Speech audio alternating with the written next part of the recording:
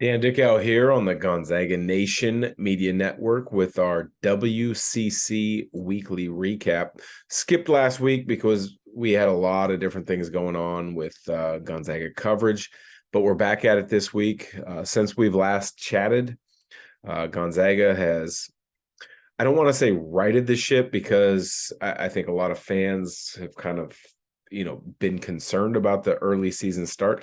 And I don't think there should have been so much concern. I think it was just a byproduct of the schedule they played, being in the PK 85, playing against Baylor, playing at Texas.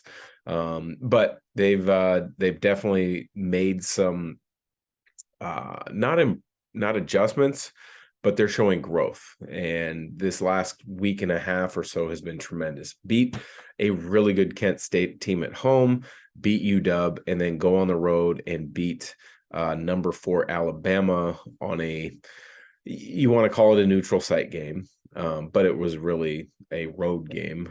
Birmingham's 45 minutes from Tuscaloosa, 15,000 screaming Crimson Tide fans. So really good win, but Gonzaga won that game 190, 6 zags in double figures. Drew Timme with 29 and 10. Anton Watson, maybe his best game as a zag. He did all the little things, kind of showing you one of the reasons or many of the reasons why some people say, well, he should be off the bench. Well, he does so many of the little things. He provides so many kind of blend points throughout the game that make things easier on others. And he's starting to take advantage of opportunities that come his way. So he's being a little more assertive. So that was great to see.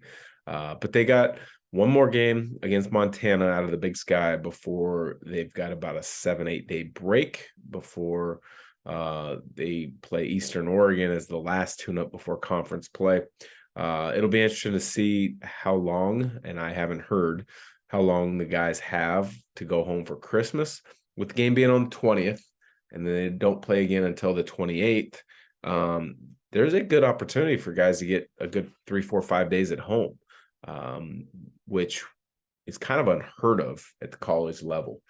But I wouldn't be surprised if they do get a good 3 days at home. I think the longest stretch I ever had in college was 2 days. So it'll be interesting to hear. I will check in on that and see what it looks like. But throughout the rest of the WCC, continuing to show some really good signs from teams throughout the league, but also a couple splinters here and there throughout the league of teams that you wish would have had wins or you wish would have performed a little better. Santa Clara might be one of the first teams in all of Division I. I'd have to check that, to 11 wins. They are 11-3.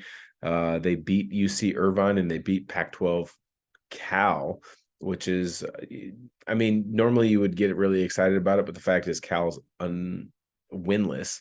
They're not really good this year. But you got to handle what's on their schedule. So Santa Clara did that. Up next before their Christmas break, a big test, a big opportunity at home against a Boise State team that is playing really good basketball out of the Mountain West. USF, the Dons, sitting at 9-3. They were really trending in a great direction. Then they lost to previously undefeated New Mexico 67-64, where they just didn't shoot the ball well. They shot like 39% from the field, 9 of 29 from 3, but they righted the ship. They go on the road. They beat a also previously unbeaten UNLV team with a Tyrell Roberts go-ahead game-winning 3 with about 6 seconds left. So San Francisco showing some positive signs, some really good action in the win column. LMU continues to play good basketball. They're 9-4 now on the year. They did lose to Utah State, which is off to a nice start in the Mountain West under Coach Dave Odom, but they did bounce back and beat Cleveland State. St. Mary's, they're kind of an interesting one to figure out. They're sitting at 9-4. They've had some really good wins. Then they've had a couple losses where you would think they shouldn't have lost those. In particular, the New Mexico State game, or excuse me, the Colorado State game, because Colorado State's not what they were a season ago. Their best player, David Roddy, is in the NBA now, but they take Houston literally down to the wire the last couple of minutes, couple possession game. They beat San Diego State, who's ranked at the time. They're starting to try to figure out exactly who they are. But the thing is they've played a much more difficult non-conference schedule than you would have seen from them 7-8 years ago. So I think that's great to see. They've got Wyoming before their Christmas break starts. BYU, another one of those head scratchers of figuring out who they are, what they are. Are they trying to prepare for being the Big 12? Are they focused at the task at hand of this WCC season based on how they play? Because it seems like they've changed their offense. Maybe they've changed the style of and their focus and their recruiting. But interesting team. They beat number 21 Creighton, and then they beat a D2 power Western Oregon before they knock off a in-state rival, the Utah Utes, who beat Arizona, who was ranked top 5 at the time earlier this season. I think it shows you it's just how much parity there is in college basketball this year, and the fact that BYU can struggle early in the season and then they start putting things together. They beat a Creighton team who's ranked, then they beat a Utah team that beat a top 5 team. It's really interesting. But coming up, they've got Lindenwood and Weber State before their Christmas break, and then getting into WCC play. The Pilots of Portland sitting at 8-6. With some of the excitement around the program, you thought their record might be a little bit more. But they played a difficult schedule in their own right, because they were in the PK 85. They showed some great promise there. They lost to Carolina in a tight one. They lost to Michigan State in a tight one, but they did knock off Villanova. But this past week, they beat New Orleans pretty easily at home, but they lost to in-state power, the Oregon Ducks, 78-56. Will Richardson of Oregon had a double-double, points and assists. But they've showed that they've got some talent. They've showed that they can play, they can rise to the challenge. So that is a team to keep an eye out for to contend for a top 3, top 4 finish in league. They've got UC Riverside before their Christmas break, and then into WCC play. The Toreros of USD, led by Steve Lavin, they've kind of been a mixed bag. They've played a softer schedule than a lot of the other teams in the WCC. They've showed some good stretches. They've showed some struggles. This past week, they lost to Arizona State. They've got UC Riverside as well as Cal State Northridge before they get a little break before Christmas break, which again I think is an important kind of demarker for a lot of teams, because at this Christmas break, players are done with their finals. If there's some splintering, some fracturing in a team, you can see a player or two possibly transfer during that break. You could maybe see a player or two transfer in, although they're not always eligible right away. And so you can have some fracturing, or you can have some galvanizing of your program around this time. Pepperdine sitting at 5-5, maybe the most the team I'm most curious about, because they have a lot of talent. I've talked about it before. A lot of people have said that Pepperdine might have the best talent outside of Gonzaga in the league. Now it's a matter of putting the pieces together, having those pieces go from freshmen, which they were last year, to sophomores, and showing that growth result in wins.